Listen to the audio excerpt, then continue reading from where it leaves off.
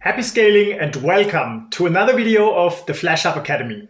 In this video, you will learn exactly how Scrum works, which roles and workflows exist, and how to use Scrum in your own virtual team to get the required flexibility and reliable results. Scrum is made to provide flexibility and structure at the same time and to cope with changing environments at increasing speed while making progress transparent and measurable. Scrum is an agile framework that provides structure for collaboration in a team that has to deliver product increments and provide flexibility to adapt in a complex and changing environment. Scrum is not a framework without clear rules, workflows, and policies. Accountability of every role, performance monitoring, and clarity of goals, progress, and of requirements is key to build a high-performance Scrum team that delivers results. Policies and procedures that have been established in the past should be considered as a standard for the team. Policies and procedures help to manifest learnings of past failures in the organization and to avoid making the same mistakes again and again. Without them, there is no support for the team that prevents them from failing over and over again with the same mistakes.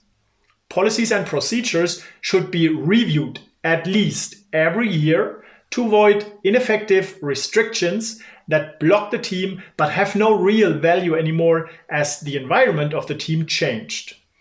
The so-called Scrum ceremonies keep the communication flow structured and the team's activities aligned towards the sprint goal. A typical Scrum team consists of 3 core roles, which are the product owner, the Scrum Master, and the delivery team. Additionally, we recommend that every delivery team has a lead, a team lead, that owns the quality of the results of the team. If you didn't watch the video, the 3 core roles of every team in this FlashUp Academy, I want to encourage you to watch this video and learn about the base setup of every team. The product owner is accountable for the overall product and responsible to create proper requirements that the team can understand and implement. The product owner, as well as any other role, can delegate responsibilities to other team members or to additional assistants, but the accountability will stay. Typically, a product owner can delegate the detailed writing of user stories to a business analyst that is an expert in gathering and understanding and writing requirements. The product owner accepts the implementation of the delivery team according to his or her requirements. The Scrum Master is accountable for the structured collaboration of the team according to agile values and agreed standards. He's accountable and responsible to establish a meeting rhythm that supports all participants in collaboration and in making progress towards the common sprint goal. She's responsible to provide structure and an agenda in each meeting so that every meeting has a clear purpose, a clear outcome, and is not perceived as a waste of time by the team. The Scrum Master is not a project manager and not an assistant for the team, which is often confused. The Scrum Master can be better compared to a coach for the team, a leader that helps and supports instead of manages. If your project requires a project manager, which most projects do, this can be a separate role that is hired by the team owner. The team owner delegates management of project constraints to the project manager. In a Scrum team, the project manager helps the team to track the allocation and utilization of resources and to implement reports and tracking so that the team owner has transparency about the progress of the team and helps to provide the data for the team owner to make decisions about the team setup. These restrictions and resources can be time, money, other resources such as quality, scope, velocity, and incorporation of change. The team owner also hires the product owner as part of the team to delegate ownership of the product and its requirements. The delivery team is responsible to deliver implementation of the commonly agreed sprint scope defined by the product owner and agreed on by the whole team. The successful implementation of a requirement must match the acceptance criteria of each backlog item and the definition of done of each backlog item. Depending on the subject that the delivery team needs to work on, the delivery team consists of different roles. A software development team typically consists of a software architect, a system architect, a quality assurance engineer, a front-end developer, and a back-end developer. The more important failure safety is for you and your team, the more important it is that you delegate responsibilities to peers of 2 or more people. Having only one person in one specific role will result in a single point of failure in case the person becomes unavailable. This is relevant for every team setup and every role. The team lead, as part of the delivery team, is accountable for the quality of the results in his area of expertise, like software development or digital marketing or any other subject he's an expert in. Work in Scrum is framed in sprints. A sprint usually takes 1 to 4 weeks and has the goal to deliver all requirements the team committed to. Requirements of the whole product are organized and prioritized by the product owner as backlog items in the product backlog. Backlog items are refined and estimated by the team during backlog grooming sessions and reprioritized by the product owner. Backlog grooming sessions take place during the sprint, for example, every week for 30 minutes. During the backlog grooming session, those backlog items in the product backlog that were changed or added by the product owner are refined with more details. Sprint backlog items during a sprint never change unless the whole team agrees so that the team can focus on delivering what they committed to. The team processes the product backlog items for refinement according to their priority. Most important items are processed first, while the priority is given by the order of the backlog item. Estimations can be given by time or by complexity assigned to a backlog item. A precondition for moving a backlog item from the product backlog to the sprint backlog is that the backlog item matches the definition of ready. The definition of ready is a checklist that contains all preconditions that need to be fulfilled so that the item is ready to be implemented by the delivery team. Remember that it is the accountability of the product owner to define and prioritize requirements properly. The team organizes itself during the sprint and gets supported by the Scrum Master. To establish a transparent and structured communication, the team agrees on specific meetings with a clear purpose and a clear agenda per meeting. Typically, meetings in Scrum are set up and defined as follows. The sprint planning meeting has the goal to define the scope of work for the next sprint. The whole team is responsible for filling the sprint backlog with items that have been prioritized by the product owner in the product backlog. Only those items that match the definition of ready can be moved from the product backlog to the sprint backlog. The typical definition of ready requires an item to be estimated by time or by complexity.